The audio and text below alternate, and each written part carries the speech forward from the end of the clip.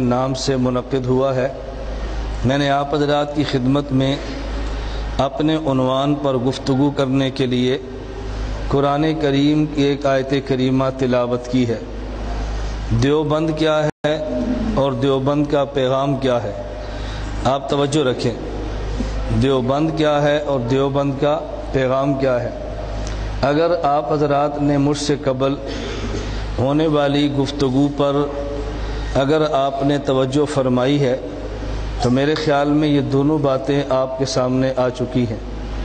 مفتی عبدالواحد قریشی سلمہ نے آپ کے سامنے یہ بیان فرمایا کہ دیوبند کیا ہے، اور مجھ سے قبل حاجی انعام اللہ صاحب نے اپنے شکریہ ادا کرنے والے الفاظ میں جو دیوبند کا پیغام ہے اس کو بیان کیا ہے آیت کریمہ کی روشنی میں۔ لیکن عموماً ہمارے مجمع اور سامعین کی عادت ہوتی ہے کہ جب تک اصل مہمان کا بیان شروع نہ ہو ابتدائی بیانات پہ توجہ دیتے نہیں ہیں۔ اگر توجہ دے بھی تو ان کی اہمیت ان کے دماغ میں ہوتی نہیں ہے، حالانکہ بات ہو چکی ہوتی ہے لیکن ہم توجہ نہیں دیتے تو بات سمجھ نہیں آتی۔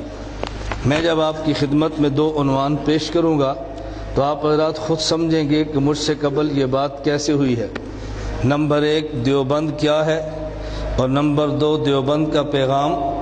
بولیے، نمبر 1 دیوبند کیا ہے اور نمبر 2 دیوبند کا پیغام کیا ہے۔ یہ دو باتیں میں نے سمجھانی ہیں۔ نمبر 1 دیوبند کیا ہے اور نمبر 2 دیوبند کا پیغام کیا ہے۔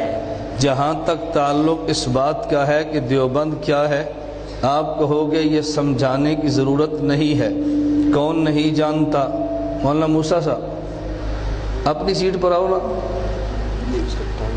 تو یہاں ٹیک لگا لیں گے نا۔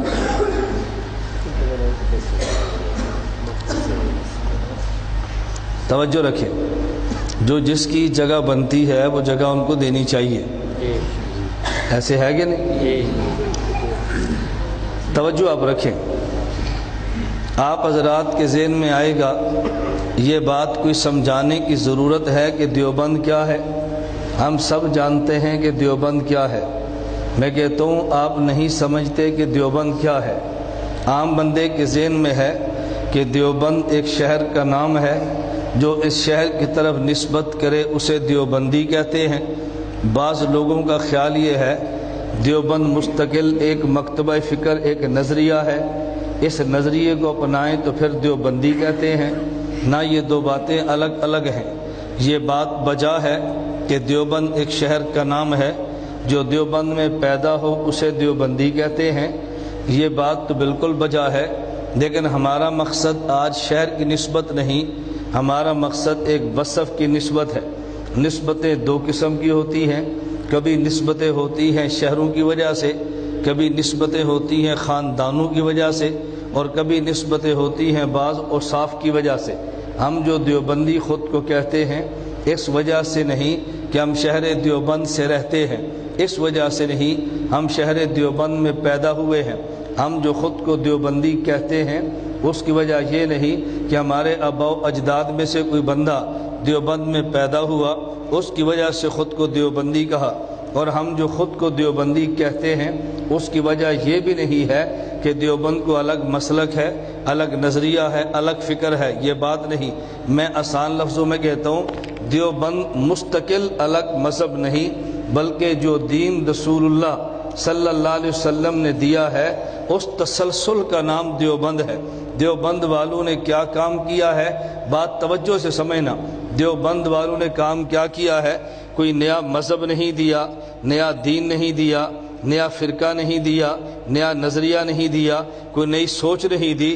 دیوبند نے یہ کام نہیں کیا، بلکہ دیوبند نے کام یہ کیا ہے کہ جو دین اللہ نے پیغمبر کے ذریعے مکمل کروایا ہے، جو دین اللہ نے صحابہ کے ذریعے جمایا اور دنیا میں پھیلایا ہے، جو دین خدا نے امام اعظم ابو حنیفہ اور ائمہ فقہا کے ذریعے لکھوایا ہے، اسی دیوبند کے اسی دین کو خدا نے دیوبند کے ذریعے آنے والے فتنوں سے بچایا ہے۔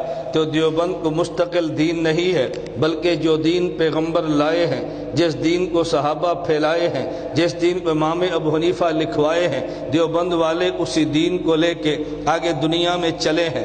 ہوا یہ تھا کہ جب نبی نے دین مکمل کر کے امت کو دیا ہے، ہوا یہ تھا جب دین کو صحابہ نے دنیا میں جما دیا اور پھیلا دیا ہے، ہوا یہ تھا کہ جب امام ابو حنیفہ ائمہ فقہاء اور محدثین نے دین کو لکھوا دیا ہے، امت تک دین جب پہنچا ہے تو پھر کئی قسم کے لوگ آئے ہیں۔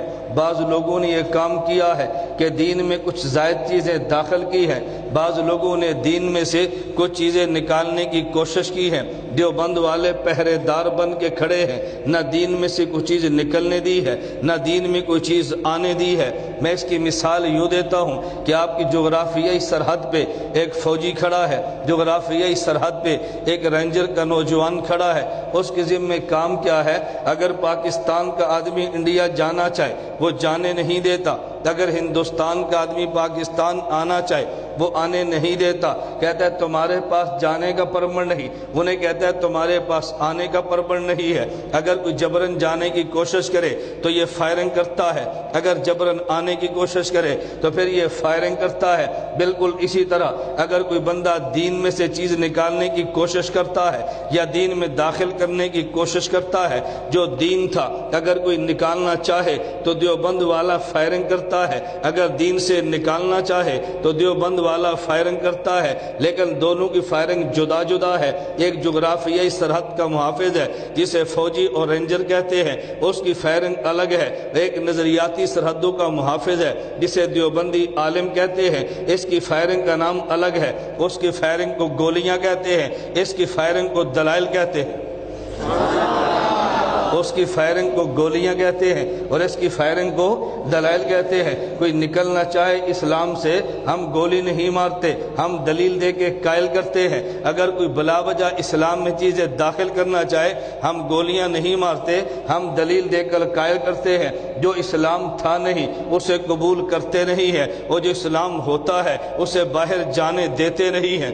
میں مثال یوں دیتا ہوں کہ دیوبند کی مثال پہرے دار کی ہے۔ اگر بہترین سا مکان بنا ہو اور باہر پہرے دار کھڑا ہو تو پہرے دار کا کام کیا ہے؟ اگر کوئی مکان سے قیمتی چیز چرانا چاہے یہ چرانے دیتا نہیں ہے، اگر کوئی مکان کے اندر گندی چیز ڈالنا چاہے یہ ڈالنے دیتا نہیں ہے، اور پہرے دار یہ نہیں دیکھتا یہ چوری کرنے والا کون ہے، وہ یہ نہیں دیکھتا یہ اضافے کرنے والا کون ہے، وہ یہ نہیں دیکھتا کہ یہ چوری کرنے والے کے چہرے پہ داڑھی نہیں ہے یا اس کے چہرے پہ داڑھی ہے، وہ یہ نہیں دیکھتا اس کے سر پہ پگڑی ہے، وہ یہ نہیں دیکھتا اس نے ٹائی پہنی ہے، 3 پیس کے اندر آیا ہے، وہ پہرا دیتا ہے۔ یہی حال دیوبند والوں کا ہے۔ مرزا قادیانی آیا ہے، پگڑی باندھ کر آیا ہے، مرزا قادیانی آیا اپنے چہرے پہ داڑھی رکھ کر آیا ہے، دیوبند والوں نے کہا چور ہے اس سے تم نے بچنا ہے۔ اور کئی لوگ ایسے بھی آئے ہیں، جاوید غامدی آیا وہ سر سے ننگا ہو کر آیا ہے، جاوید غامدی آیا اس نے اپنے چہرے پہ چھوٹی سی داڑھی رکھ کر آیا ہے، دیوبند والوں نے کہا یہ چور ہے۔ بمبئی میں ذاکر ناک آیا ہے، وہ 3 پیس کے اندر آیا، دیوبند والوں نے کہا یہ چور ہے اس سے تم نے بچتے رہنا ہے۔ دیوبند والا پہرے دار ہے، پہرے دار یہ نہیں دیکھتا چور کی شکل کیسی ہے، وہ یہ نہیں دیکھتا چور کی عقل کیسی ہے، وہ یہ نہیں دیکھتا چور کا قبیلہ کون سا ہے، وہ یہ نہیں دیکھتا چور بڑا ہے، وہ یہ نہیں دیکھتا چور چھوٹا ہے، وہ دیکھتا ہے کہ چور چور ہے، نہ اسے چوری کرنے دیتا ہے نہ گھر میں گند کو ڈالنے دیتا ہے۔ میں پہلی بات سمجھا رہا تھا، میں پہلی بات سمجھا رہا ہوں کہ دیوبند کیا ہے۔ آپ کو ایک بات سمجھ آئے تو پھر میں دوسری شروع کروں گا۔ پہلی بات کیا ہے کہ دیوبند، تو دیوبند کا نام ٹھیکیدار ہے یا پہرے دار؟ لوگ کہتے ہیں تم دین کے ٹھیکیدار ہو، لوگ کہتے ہیں نا تم مولوی دین کے ٹھیکیدار ہو، آپ کیا کہو گے؟ ٹھیکیدار نہیں ہے ہم ٹھیکیدار تو نہیں ہیں، ہم پہرے دار ہیں۔ ہم نے دین کا ٹھیکہ نہیں لیا خدا سے، ہم دین کے پہرے دار ہیں اور پہرا دینا ہمارا حق بنتا ہے۔ پہلی میں بات سمجھا رہا ہوں کہ دیوبند کیا ہے، دیوبند نے کام کیا کیا ہے۔ نہ دین میں الہاد کی وجہ سے دین نکلنے دیتے ہیں یا بدعات کی وجہ سے دین میں کوئی چیز آنے دیتے ہیں، یہ الہاد کو بھی روک دیتے ہیں اور بدعات کو بھی روک دیتے ہیں۔ کبھی چور اتنی اچھی شکل میں آتا ہے کہ بات سمجھانی بڑی مشکل ہوتی ہے۔ حضرت مفتی محمود نور اللہ مرقدہ، اللہ ان کی قبر پہ کروڑوں رحمتیں نازل فرمائے۔ میں نے اپنے کان سے یہ مفتی محمود رحمہ اللہ کا بیان سنا ہے، سامنے بیٹھ کر نہیں، کیسٹ میں، جو چناب نگر میں بیان کیا۔ مرزائیت کو کافر قرار دینے کے بعد مفتی محمود رحمہ اللہ فرمانے لگے کہ جب اسمبلی میں بحث چلی ہے قادیانیت سے، ادھر جب مرزا ناصر آیا، اس کے چہرے پہ داڑھی، اس کے سر پہ پگڑی، اس کا لمبا چولا، اس کے کرتے، تو لوگ حیران ہوتے کیا یہ بھی کافر ہو سکتا ہے؟ کیا یہ بھی کافر ہو سکتا ہے؟ مفتی صاحب سوچتے تھے، فرماتے ہیں میں سوچتا تھا میں اراکین اسمبلی کو کیسے بتاؤں گا یہ کافر ہے۔ اس کی شکل کو دیکھ کر لوگ کہیں گے یہ تو شاید جنید بغدادی ہے، یہ شاید یقین کریں، شکل دیکھو، داڑھی بھی رکھی ہے، سر پہ پگڑی بھی باندھی ہے اور لمبا جبہ کبا کے ساتھ آیا ہے۔